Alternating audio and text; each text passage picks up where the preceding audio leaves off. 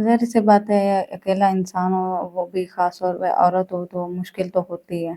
कोशिश तो है कि कोई अच्छा इंसान मिल जाए जो मेरी ज़िंदगी संवार दे, मुझे खुश रखे, मेरे साथ खुश रहे, अच्छी ज़िंदगी गुजारे, वो मेरा ख्याल रखे, मैं उसका ख्याल रखूँ, एक दूसरे से प्यार से ज़िंदगी गुजारें, क्योंकि अकेले ज़िंदगी नहीं गुजारी जाती, कोई ना कोई सहारा हो तो ये लोगों की बातें नहीं सुननी पड़ती। ज़िंदगी काम करना मुश्किल है, बाहर जाना मुश्किल है, तो कोई इंसान होगा, किसका साया होगा हमारे सर पे तो ज़िंदगी अच्छी गुजरेगी, प्यार सुकून से गुजरेगी।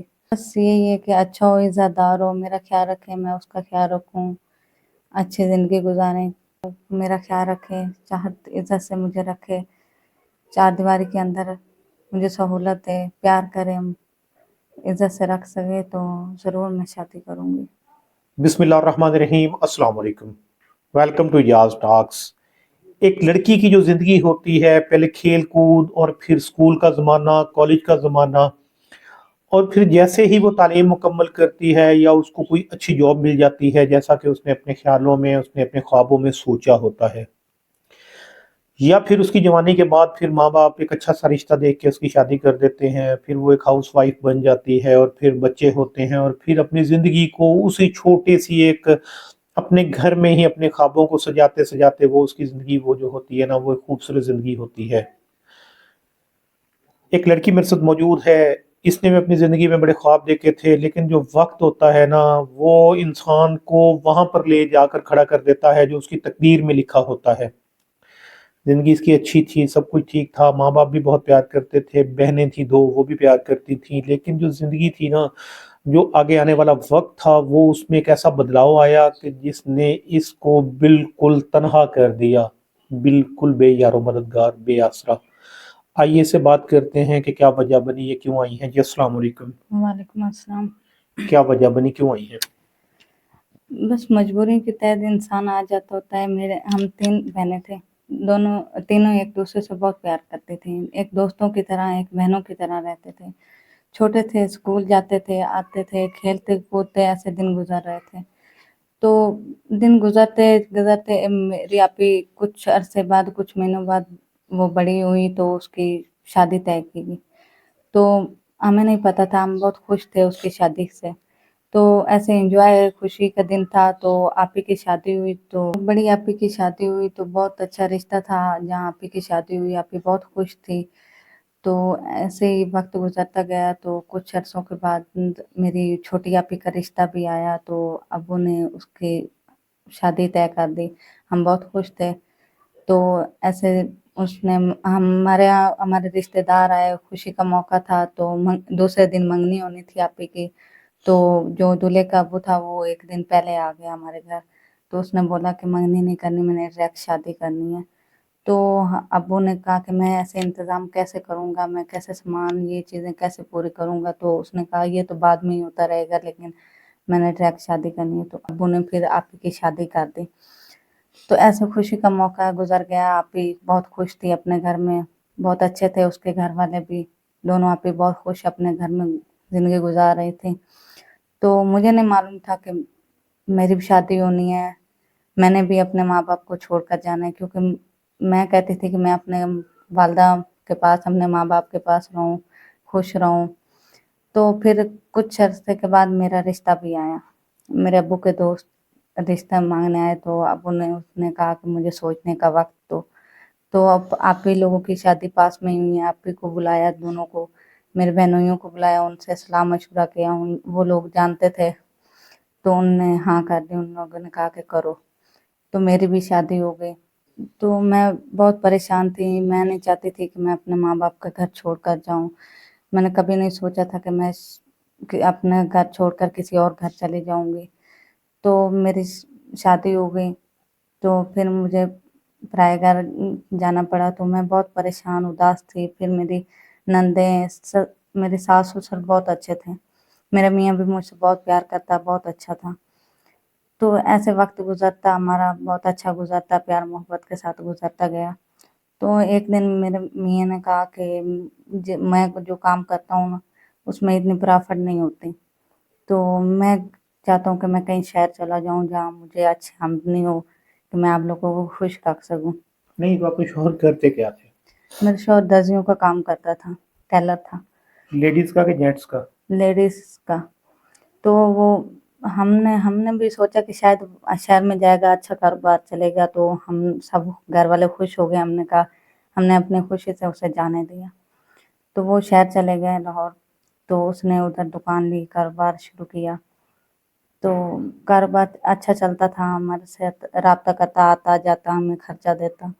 تو ایسے زندگی گزار رہی تھی. تو آپ نے کہا نہیں کہ مجھے ساتھ لے کے جاؤ یا وہیں پہ ہم اکٹھے رہتے ہیں؟ اس نے بولا کہ جب میں اچھی طریقے سے شفٹ ہو جاؤں گا, گھر لے لوں گا, تو پھر آپ لوگوں کو بلاؤں گا, ادھر ہی شفٹ ہو جائیں گے ہم. تو پھر لے کے نہیں گیا آپ کو وہاں پہ؟ نہیں, ہمیں نہیں لے کر گیا, کیونکہ اس کا کاروبار ابھی اس نے مکان نہیں لیا تھا, بس گزارا ہو رہا تھا کہ ہمارے پاس یہیں گاؤں میں خرچہ بھیج دیتا تھا, ہمارے ساتھ رابطہ کر لیتا تھا.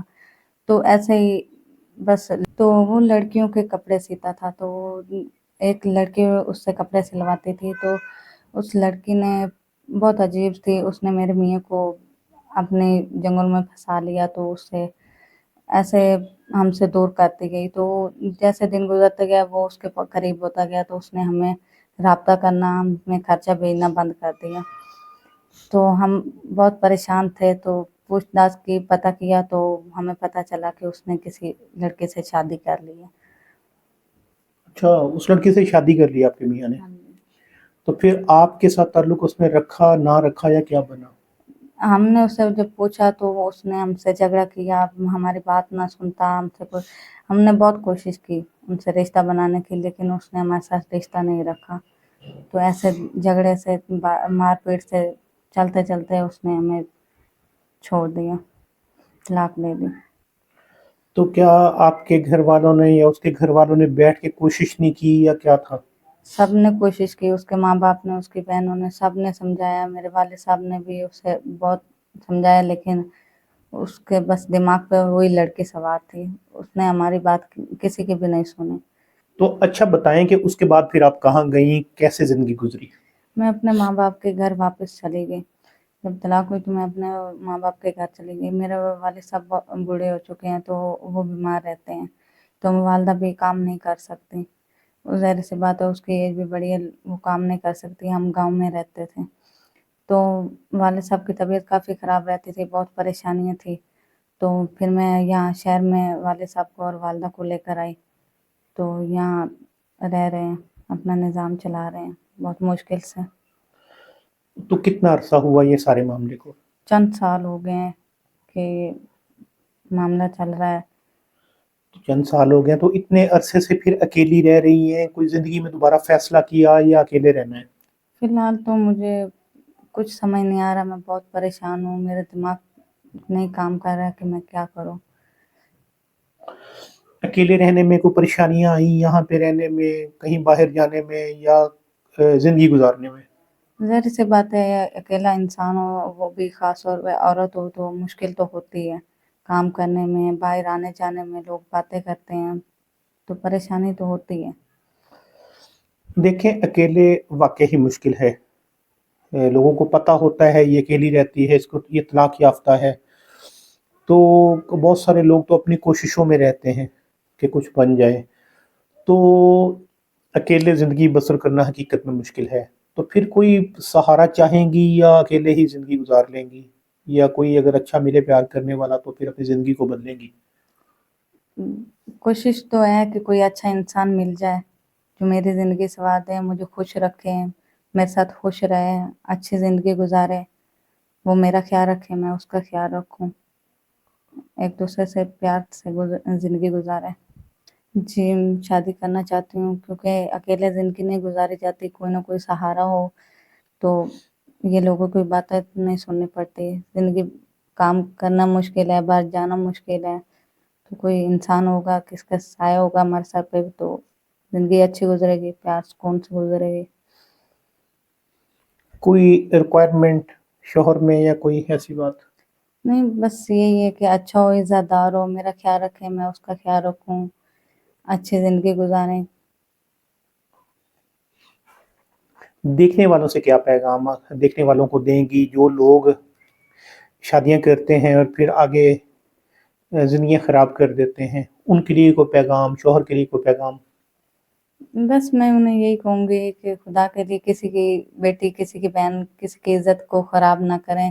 اگر خوشی ہے، دل ہے تو کریں، نہیں تو زبردستی نہ کریں کہ جو بعد میں ابھی کیا تو پھر چھوڑ دیا.